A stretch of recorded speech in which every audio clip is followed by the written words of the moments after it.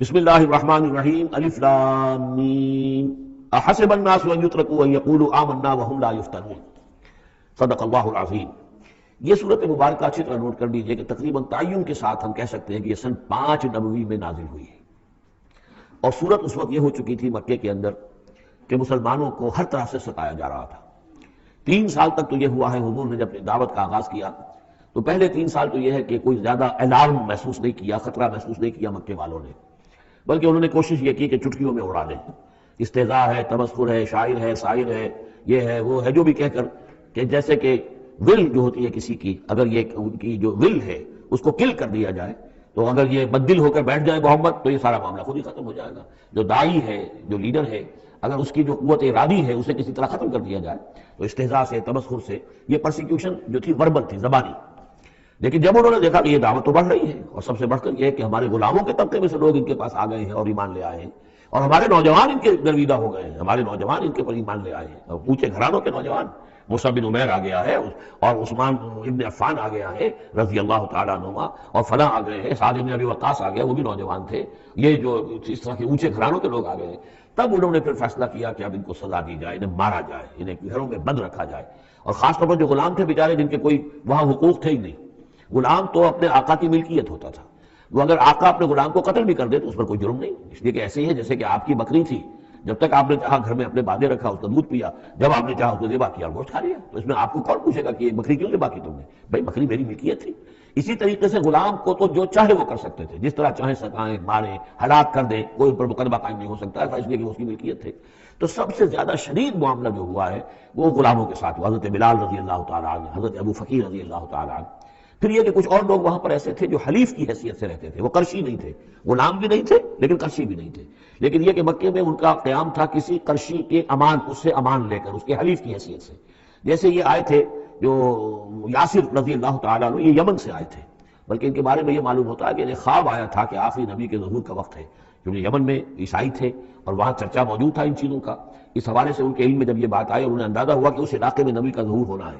تو وہ یہاں آ گئے، اور ابو جہل کا ایک چچا تھا، وہ شریف انسان تھا، اس کا حلیف بن کر اور اس کی زیر کفالت انہوں نے مکے میں رہنا شروع کر دیا، اور اسی کی یہ لونڈی تھی حضرت سمیہ رضی اللہ تعالیٰ عنہ۔ تو جو آقا تھا ابو جہل کا چچا، اس کی اجازت سے حضرت سمیہ سے نکاح کر لیا، اور اللہ نے ان کو بیٹا دیا جس کا نام عمار ہے۔ تو عمار اور ان کے والد یاسر اور والدہ عمار کی اور یاسر کی اہلیہ یہ سمیہ، یہ 3 کا خاندان تھا۔ وہ جو چچا تھا ابو جہل کا، اس کا انتقال ہو گیا، اب گویا کہ اس خاندان کی سربراہی ابو جہل کے ہاتھ میں ہے۔ تو اس نے ان 3 پر جو بھی تشدد کیا ہے سب سے زیادہ، 2 کو تو اس ٹارچر کے ذریعے سے، اور ٹارچر کے پھر آخری نتیجے میں ان کو دونوں کو شہید کر دیا، حضرت یاسر کو بھی اور حضرت سمیہ کو بھی رضی اللہ تعالیٰ عنہما۔ اور عمار نے بمشکل جو ہے جان بچائی، اپنے ایک کلمہ کفر کہہ کر پھر انہوں نے جان بچا لی، اور پھر اس پر پچھتائے بھی بہت کہ یہ میں نے کلمہ کفر کیوں کہا، لیکن قرآن مجید میں یہ بات واضح کر دی گئی کہ صرف جان بچانے کے لیے کلمہ کفر انسان کہہ دے اور اس کا دل جو ہے وہ مطمئن ہو ایمان کے اوپر، تو اللہ تعالیٰ معاف فرمانے والا ہے۔ اور یہ جو تشدد ہو رہا تھا شدید، انہی میں سے ایک ہے خباب بن الارت رضی اللہ تعالیٰ عنہ۔ یہ لوہار کا کام کرتے تھے، یہ بھی اونچے گھرانے کے آدمی نہیں تھے۔ ان کے ساتھ بھی پھر جو کچھ کیا گیا ہے، ان کے ساتھ وہ واقعہ پیش آیا کہ دہتے ہوئے انگارے جو ہیں وہ لٹائے زمین کے اوپر بچھائے گئے، انہیں بلایا گیا، اتارو اپنا کرتا اتار دیا، اب لیٹ جاؤ ان کے اوپر، ننگی پیٹھ کے بل وہ دہتے ہوئے انگاروں پر لٹا دیے گئے۔ پھر یہ کہ اسی انگاروں سے ان کی کھال جو ہے وہ جلی اور پیٹھ کی چربی پگھلی، اس سے وہ انگارے جو ہے وہ ٹھنڈے ہوئے۔ یہ صورتحال تھا۔ تو وہ حضرت عمار جو ہے خباب بن الارت رضی اللہ عنہ، وہ راوی ہیں کہ جب ہم پر یہ شدت اتنی ایسی ہو گئی کہ ناقابل برداشت ہو گئی تو ہم پھر حضور کی خدمت میں حاضر ہوئے، اور حضور اس وقت جو ہے خانہ کعبہ کے ایک دیوار کے سائے میں، ذرا ایک طرف کو سایہ تھا، تو آپ نے اپنی ایک چادر جو ہے اس کا تکیہ بنایا ہوا تھا اور آپ اس طرح فرما رہے تھے۔ تو ہم گئے، ہم نے کہا کہ اے اللہ کے رسول، کیا ہمارے لیے دعا نہیں کرتے، ہمارے لیے اللہ کو نہیں پکارتے؟ ہمارے لیے اب یہ چیزیں ناقابل برداشت ہو رہی ہیں، کب تک ہم جھیلیں گے، کب تک برداشت کریں گے؟ لیکن یہ کہ وہ کہتے ہیں کہ حضور کو یہ ناگوار گزرا، آپ اٹھ کر بیٹھ گئے اور آپ نے فرمایا خدا کی قسم تم جلدی مچا رہے ہو، ابھی تو تم پر وہ چیزیں آئی ہی نہیں ہیں جو تم سے پہلوں پر آئی تھیں۔ ان کے ساتھ تو یہ بھی ہوتا تھا کہ ایک شخص کو لا کر آدھا زمین میں گاڑ دیتے تھے اور باقی جسم جو آدھا اس کا ہوتا تھا زمین سے باہر، تو سر کے اوپر آڑا رکھ کر چیرنا شروع کر دیتے تھے اور پورے جسم کو 2 حصوں میں بانٹ دیتے تھے، یہ بھی ہوتا تھا۔ زندہ آگ میں جلا دیتے تھے، یہ بھی ہوتا تھا۔ تو تم جلدی کر رہے ہو، خدا کی قسم وہ دن تو آئے گا کہ ایک سوار صنع سے حضرت موت تک جائے گا، اس سے سوائے اللہ کی کسی کا خوف نہیں ہوگا، لیکن بہرحال تمہیں صبر کرنا ہوگا۔ وہ انداز ہے اس رکوع کا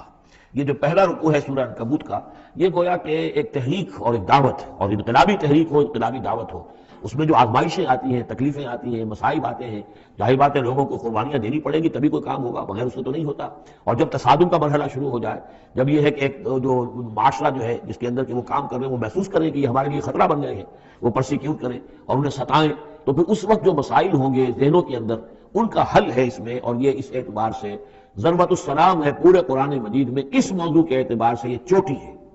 جیسے کہ میں نے آپ کو حدیث سنائی، لکل شیء ضرورۃ یا کل شیء سنام، ہر شے کی ایک چوٹی ہوتی ہے، وہ سنام القرآن ہے سورۃ البقرہ،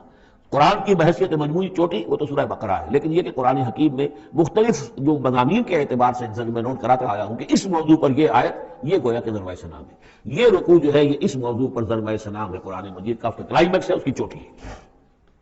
الف لام میم احسب الناس ان یترکوا ان یقولوا آمنا وهم لا یفتنون،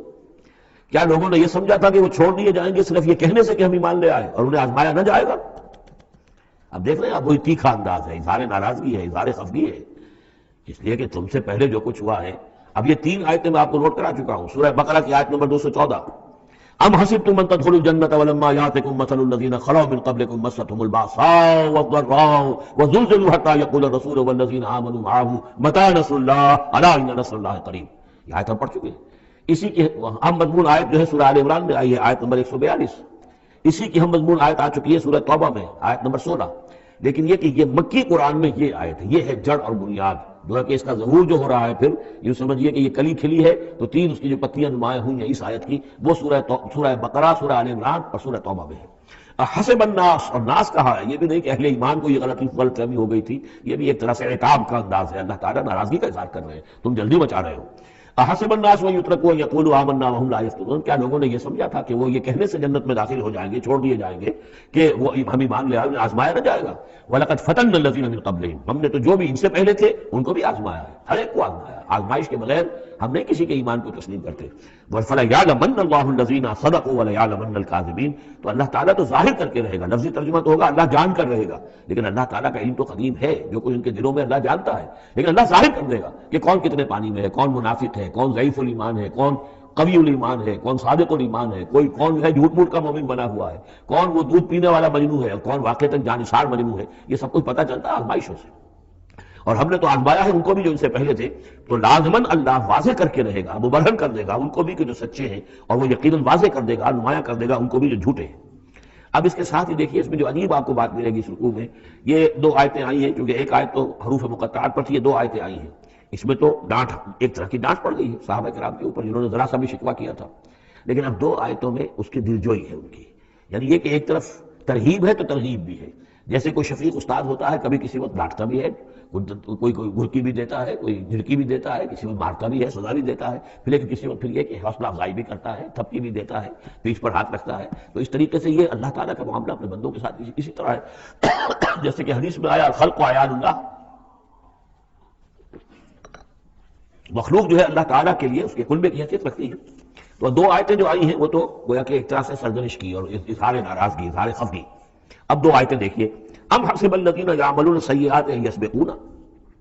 کیا سمجھا ہے، گمان کیا ان لوگوں نے جو یہ برے کام کر رہے ہیں، یہ اشارہ ہے ابو جہل جو مار رہا ہے، حضرت یاسر کو مار رہا ہے، حضرت سمیہ کو مار رہا ہے، ٹارچر کر رہا ہے، یا جو بھی امیہ ابن خلف ہے جو حضرت بلال کے ساتھ وہ سختیاں کر رہا ہے، گلے میں رسی ڈال کر، اور جو جانوروں کی لاشیں ہوتی ہیں ان کی طریقے سے گھسیٹا جا رہا ہے مکے کی گلیوں کے اندر، اور بڑی تپتی ہوئی جو ہے گلیاں ہیں، اور اوپر سورج آگ برسا رہا ہے، اور سیدھا لٹا دیا گیا انہیں ننگے پیٹھ، اور پھر اوپر ایک بھاری پتھر بھی رکھ دیا گیا، لوگ یہ حرکتیں کر رہے ہیں، کیا ان کا یہ گمان ہے کہ وہ ہماری پکڑ سے بچ جائیں گے؟ اب یہ بات ان کی طرف آئی تو گویا کہ اہل ایمان کے لیے ایک دل جوئی اور تشفی، ان کے زخموں پر مرہم رکھا جا رہا ہے کہ یہ نہ سمجھو کہ یہ بچے رہیں گے، ایک وقت آئے گا۔ چنانچہ خود حضرت بلال رضی اللہ تعالیٰ عنہ نے غزوہ بدر میں امیہ ابن خلف جو ان کا آقا تھا اسے قتل کیا ہے، حالانکہ حضرت عبد الرحمن ابن عوف نے کوشش کی، اس کے ساتھ کچھ ان کے تعلقات تھے پرانے، اس کی بنا پر اس کو بچانے کی کوشش کی کہ تاکہ اسے قید کر لیں، قتل نہ ہونے دیں، قیدی ہو جائے تاکہ پھر یہ کہ وہ فدیہ دے کر چھوٹ سکے، لیکن حضرت بلال کو جو غصہ تھا اس پر، تو وہ پورا غصہ انہوں نے اس وقت اتارا ہے۔ اور یہی بات میں کہا کرتا ہوں کہ جو مکے میں 12 برس کہا گیا کہ ذرا اپنے ہاتھ روکے رکھو، تو نالا ہے بلبل شوریدہ تیرا خام ابھی، اپنے سینے میں اسے اور ذرا تھام ابھی، ایک وقت آئے گا کہ تمہارے ہاتھ کھول دیے جائیں گے، اور وہ ہم سورہ حج میں پڑھ چکے ہیں، اذن للذین یقاتلون بانہم ظلموا، اب تک تمہارے ہاتھ ہم نے باندھے رکھے ہوئے تھے اور اب تمہارے ہاتھ کھولے جا رہے ہیں۔ ام حسب الذین یعملون السیئات ان یسبقونا ساء ما یحکمون، کیا یہ سمجھتے ہیں ابو جہل اور یہ امیہ ابن خلف اور اسی کے قبیل کے اور لوگ کہ جو یہ حرکتیں کر رہے ہیں ہم نے انہیں چھوٹ دی ہوئی ہے، اس وقت ہمارے ان اہل ایمان بندوں پر جو چاہیں یہ کر لیں، ہمیں کچھ دیر کے لیے ہم نے ان کو آزادی دے رکھی ہے لیکن بالآخر پکڑیں گے انہیں تو ان بطش ربک لشدید، وہ پکڑ بھی بڑی سخت ہوگی۔ دوسری آیت جو ہے مزید ان کی دلجوئی کے لیے، من کان یرجو لقاء اللہ فإن اجل اللہ لآت، جو کوئی بھی اللہ سے ملاقات کا امیدوار ہے اسے یقین رکھنا چاہیے کہ اللہ کی ملاقات کا وہ معین وقت آ کر رہے گا۔ یعنی اے بلال اور اے ابو فقیہ اور اے خباب، تمہیں کہیں یہ گمان نہ ہو شیطان یہ وسوسہ نہ کہیں تمہارے دلوں میں ڈالے اور تمہیں پریشان کرے کہ پتہ نہیں آخرت ہونی بھی ہے کہ نہیں ہونی ہے۔ جیسا کہ میں نے عرض کیا تھا کہ دنیا نقد ہے، آخرت ادھار ہے۔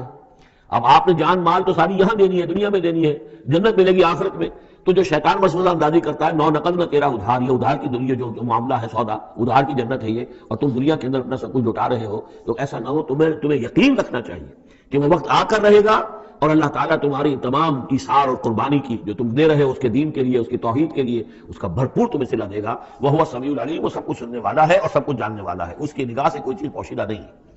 ومن جاہد فانما یجاہد نفسہ، اب پھر ایک ذرا تھوڑے سے سرزنش کی آیت بھی آ گئی، دو آئی تھی سرزنش کے انداز میں، دو دلجوئی کے انداز میں، اب پھر سرزنش کا انداز ہے، وہ کیا ہے؟ ومن جاہد فانما یجاہد لنفسہ، دیکھو اگر تم کو قربانیاں دے رہے ہو، تکلیف اٹھا رہے ہو، ایثار کر رہے ہو، تو جو بھی جہاد کر رہا ہے وہ اپنے لیے کر رہا ہے، وہ ہمارے اوپر احسان نہ سمجھے۔ اللہ تعالیٰ کی شان اس سے بہت اونچی ہے، یہ ہم سورہ حجرات میں جا کر پڑھیں گے، یمنون علیک ان اسلموا قل لا تمنوا علی اسلامکم بل اللہ یمن علیکم ان ہداکم للایمان۔ تم اگر اللہ کے لیے، اللہ کے دین کے لیے کچھ کرتے ہو تو نہ احسان سمجھو اللہ پر اور نہ احسان سمجھو اللہ کے رسول پر۔ اللہ کا احسان ہے کہ اس نے تمہیں قبول کر لیا ہے اور تمہیں یہ ساری کام کرنے کی توفیق کو دے رہا ہے، یہ احسان مانو۔ منت بنے کہ خدمت سلطان ہمیں کو نہیں، اس کا احسان نہ کرو بادشاہ پر کہ تم خدمت کر رہے ہو بادشاہ کی، منت سے نہ سزو کہ بخدمت بداش تک، اس کا احسان مانو کہ اس نے تمہیں خدمت کا موقع دیا ہے۔ تو اللہ تعالیٰ کا احسان مانو اور یہ نہ سمجھو کہ تم اللہ پر کوئی احسان کر رہے ہو۔ ومن جاہد فانما یجاہد لنفسہ، اب دیکھ رہے ہیں کہ کس قدر متعلق یہ چیزیں ہیں، انسانی احساسات ہوتے ہیں، اس طرح کے خیالات آتے ہیں۔ ان اللہ لغنی عن العالمین، اللہ تعالیٰ تمام جہانوں سے غنی ہے، اسے کسی کی احتیاج نہیں ہے۔ والذین آمنوا وعملوا الصالحات، اب ایک آیت آ رہی پھر دلجوئی والی، اور جو لوگ ایمان لائے اور جو لوگ نیک عمل کریں گے، ایمان کے تقاضے پورے کریں گے، ثابت قدم رہیں گے، مصیبتوں کو جھیلیں گے، لنکفرن عنہم سیئاتہم، ہم لازماً دور کر دیں گے ان سے ان کی برائیوں کو، ان کے نامہ اعمال کے اوپر اگر کوئی دھبے ہوئے بھی، کوئی چھینٹی ہوئی بھی تو ہمیں ہٹا دیں گے، اور وَلَنَجْزِيَنَّهُمْ أَحْسَنَ الَّذِي كَانُوا يَعْمَلُونَ، اور لازماً بدلہ دیں گے۔ اس رکوع میں آپ دیکھ رہے ہیں کہ یہ جو لام مفتوح شروع میں اور پھر نون مشدد جو ہے وہ کس قدر تکرار کے ساتھ آ رہا ہے۔ فَلَيَعْلَمَنَّ اللَّهُ الَّذِينَ صَدَقُوا وَلَيَعْلَمَنَّ الْكَاذِبِينَ، آیت نمبر 3 کے اندر بھی 2 مرتبہ وہ صیغہ آیا۔ اب یہاں جو آیا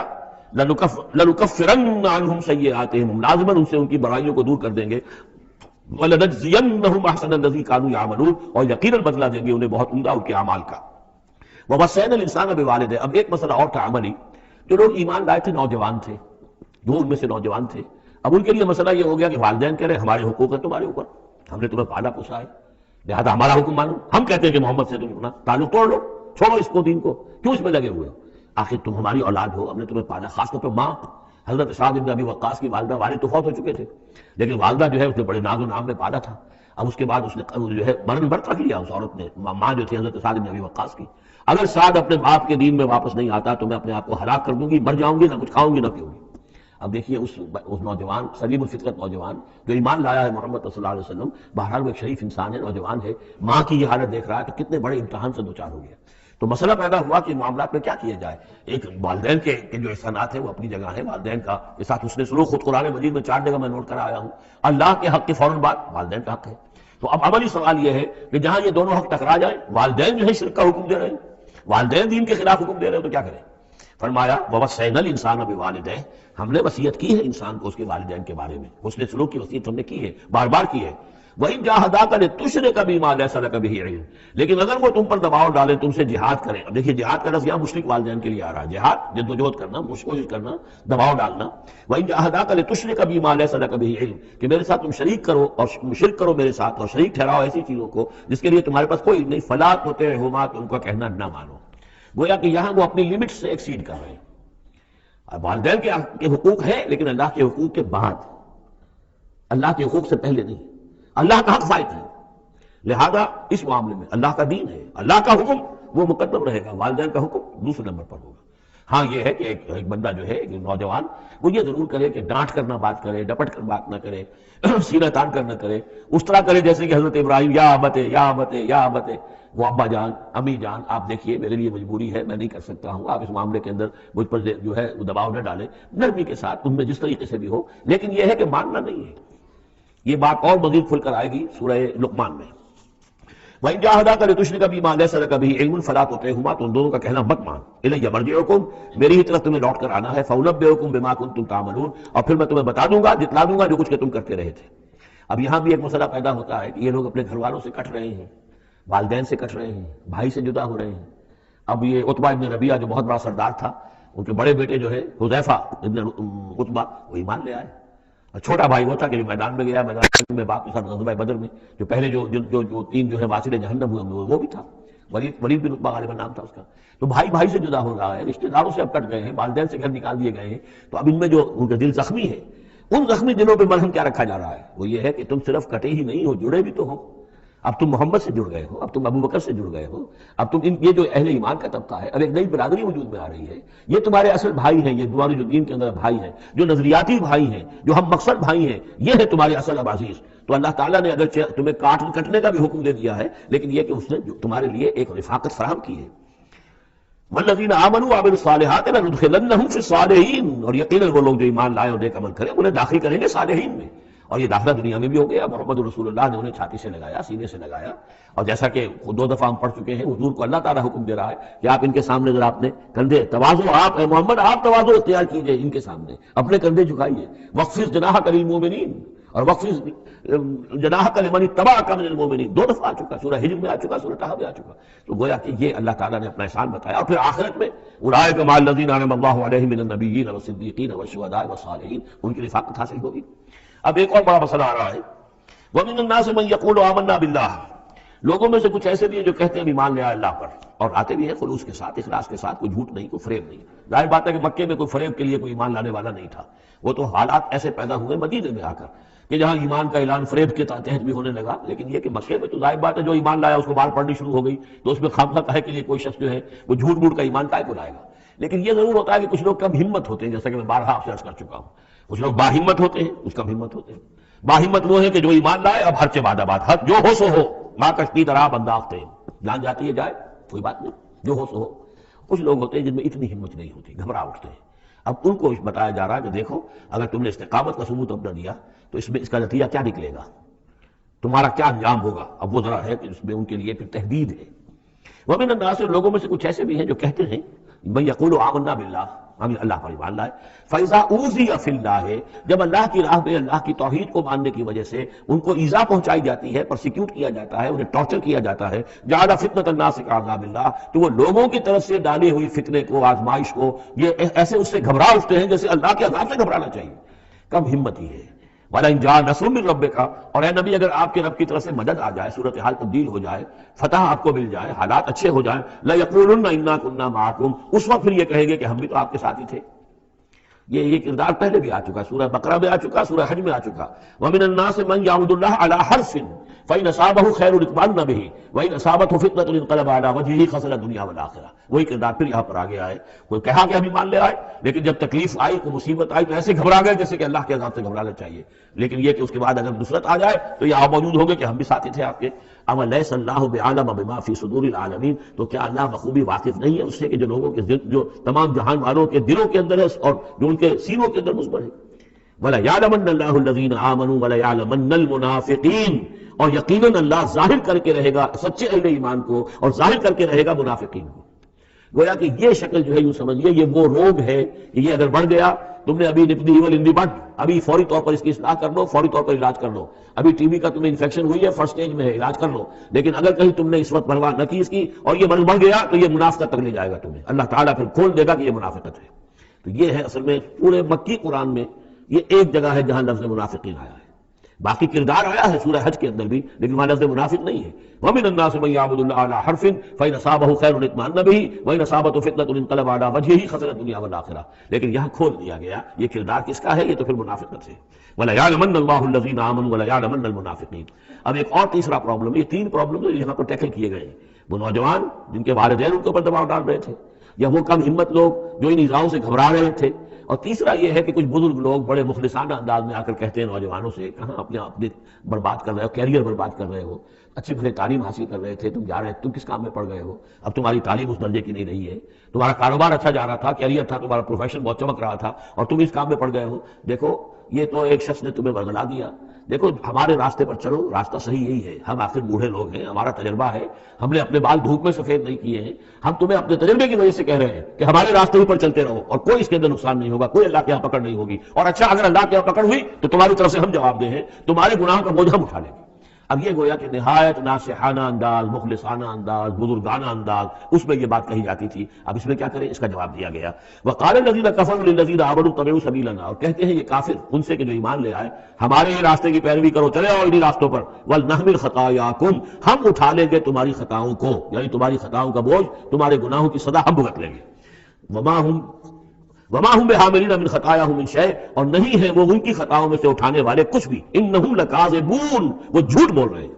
ولا يحملن اثقالهم واثقالا مع اثقالهم، البتہ وہ اٹھائیں گے لازم۔ پھر دیکھیے وہ يعلمن اللہ الذین آمنوا ولا يعلمن المنافقین، اور یہاں پھر وہ لفظ آیا ولا يحملن اثقالهم، وہ لازماً اٹھائیں گے اپنے بوجھ بھی، اور جو گمراہ کرنے کی کوشش کر رہے ہیں اس کی وجہ سے اپنے بوجھوں میں اضافہ کر رہے ہیں، وہ مزید بوجھ ہوں گے۔ لیکن اے نوجوانوں، اگر تم نے ان کی بات مان لی تو تمہارے بوجھ جو ہے وہ نہیں دے سکیں گے، وہ تمہیں اٹھانے پڑیں گے۔ ولا يسألن یوم القیامۃ عما كانوا يفترون، اور ان سے لازماً باس پرس ہوگی قیامت کے دن جو افترا وہ کرتے رہے تھے، جو جھوٹ انہیں گھڑا تھا کہ ہم تمہارے بوجھ اٹھا لیں گے، جبکہ لا تزر وازرۃ وزر اخری، قیامت میں کوئی نہیں ہے جان جو کسی دوسرے کا بوجھ اٹھا لے۔ یہ 13 آیات، بلکہ یہ کہ اگر حروف مقطعات نکال دے تو 12 آیات، یہ میں سمجھتا ہوں کہ کسی بھی انقلابی اسلامی تحریک کے کارکن کے لیے یہ حرز جان بننے والی آیات ہیں، کہ یہ معلوم ہے کہ اس کے ذہن میں، اس کے شعور میں پیوست ہو جائیں، جیسے کہ پتھر پر کھود دیا جائے اس طرح نقش ہو جائیں۔ بارک اللہ